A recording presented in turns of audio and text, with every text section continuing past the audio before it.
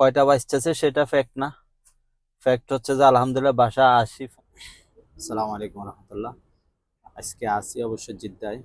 প্রত্যেকদিন এই সময় আমি শেখ সাহেবের সাথে থাকি বা একটু পরে, বাট আজকে আছি জিদ্দায় তাহিলা মহল। এখানে অপেক্ষা করতেছি, অবশ্য কফিলের ফ্যামিলি নিয়ে আসছি আজকে। এই দেখি কতক্ষণে কি শেষ হয়, কি আসে বিষয়।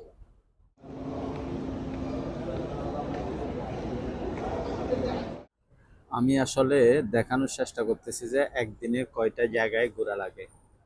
এর মধ্যে 3টা জায়গা ঘোরা শেষ। আমি একটার মধ্যে ভিডিও করতে পারছি, আরগুলাতে তেমন একটা করতে পারি নাই, কারণ আরগুলা গাড়িতে একজন বসা ছিল। এখন আসছি অন্য আরেকটা জায়গায়। এটা এখন এটাতে কতক্ষণ লাগে সেটা দেখার বিষয়। এরপরে গিয়ে আর কয়টাতে যাওয়া লাগে সেটাও দেখার বিষয়। পর্যায়ক্রমে আমি একটা একটা দেখানোর চেষ্টা করব। এটা বিষয়টা একটু হাস্যকর হইতে পারে, তারপরেও অভিজ্ঞতাটা শেয়ার করতেছি শুধু, আর তেমন কিছু না। রাত বাজতেছে 12টার উপরে। এখনো আছি জিদ্দায়, জিদ্দার তাজেতে আছি। পরে অবশ্য খাইতে গেছে, আমিও কিছু অর্ডার করে নিছি। না খেয়ে তো আর থাকা যাবে না, কাজের পাশাপাশি তো খাওয়াই লাগবে। কারণ দেখার বিষয় আর কতক্ষণ লাগে। আলহামদুলিল্লাহ অবশেষে বাসার সামনে আছি এখন। বাজতেছে আপনার প্রায় 2টা। কয়টা বাজতেছে সেটা ফ্যাক্ট না। ফ্যাক্ট হচ্ছে যে আলহামদুলিল্লাহ বাসা আসি পৌঁছেছি। আর আজকে সারাদিনেতে কি পরিমাণ দখল গেছে, আর জিদ্দার অবস্থা কি বলবো।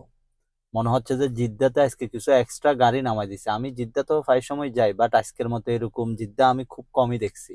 সব ইশারাতে গাড়ির জ্যাম, সব জায়গায় গাড়ির জ্যাম, আর গাড়ির মধ্যে কেমন একটা তাড়াহুড়া, যে যার মতো করে গাড়ি চালাচ্ছে।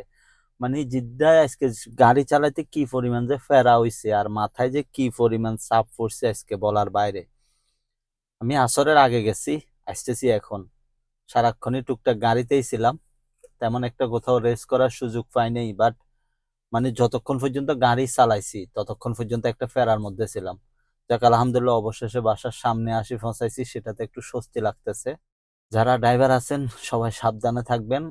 আজকে অনেকবারই অনেক ধরনের ছোটখাটো বিষয় হয়েছে, যেগুলো থেকে আল্লাহ আলহামদুলিল্লাহ রক্ষা করছে। তেমন একটা কোনো বড় বা ছোটখাটো বিপদ তেমন হয় নাই, এমনি ছোটখাটো অনেক ঝামেলার মধ্যে পড়ছিলাম। আলহামদুলিল্লাহ সবগুলো থেকে আল্লাহ হেফাজত করছে।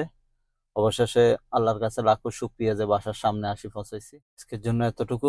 সবাই ভালো থাকবেন, সুস্থ থাকবেন। আসসালামু আলাইকুম।